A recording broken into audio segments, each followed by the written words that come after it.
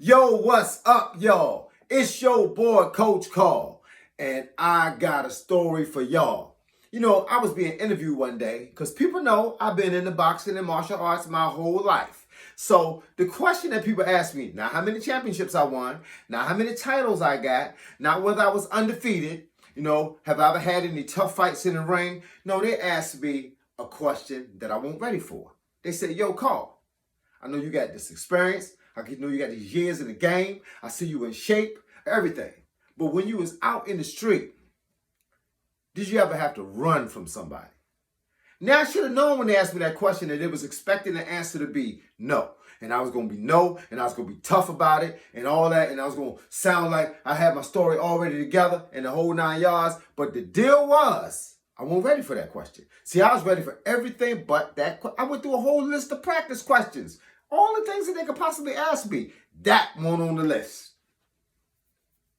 So, what I said was, and I quote, I said, yeah, I ran from somebody. What you think I'm, Superman? They say, hi, but you tough, man, but you tough. I said, listen, sometimes you can overplay your hand. Sometimes you can show people too much too soon. Now, if you're in a fight with somebody, or you're going to be in a fight with somebody, don't pull out stuff. Don't start flexing and doing all of this because he going to understand that he about to be into a tough fight with a tough fighter. Just look stupid. Just stand there like, act like you ain't got no muscles, no nothing. And then as soon as he swing, you hit him with wah, wah, wah, wah, wah, wah. And then he be like, oh, snap. It's a little late now. He already getting his butt whipped. Once you start whipping the butt got to keep getting whipped. All right, now, what I did, he came up to me, little short dude, he's about this tall. And he came up to me and he says, yo, dude, I want to fight you, dog. I want to fight you. I want to fight you, dog. And I said, okay. And he said, and I say, oh, and he said, so he reached down, he got a brick in the left hand, and he got a stick in the right hand. So he was bricking and sticking. And I was like, okay. I'm sitting here and I'm in my stance and I'm thinking, okay, block the stick. Okay, catch the stick. Okay, catch the kick, catch the punch. Maybe block the brick, but what if I try to block the brick and then hit me with the stick? What if I try to block the stick and hit me with the brick?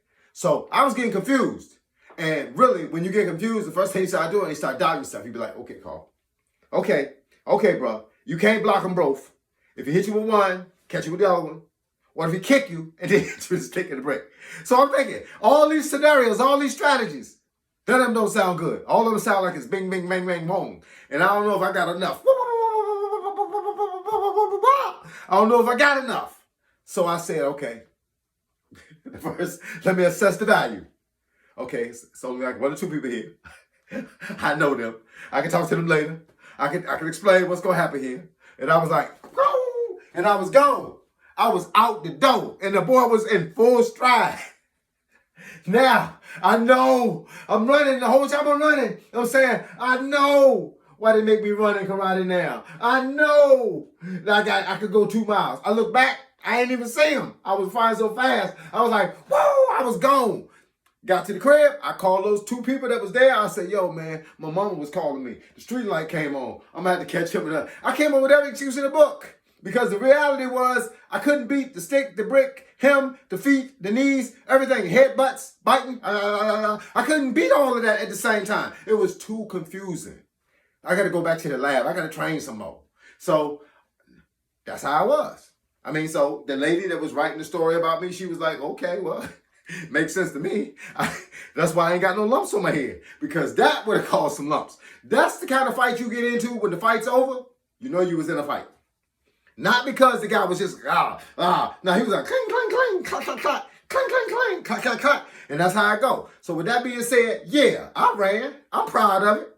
I'm still here today. Y'all wondered how I got to 58 years old. Well, I'm going to tell you, sometimes you got to run.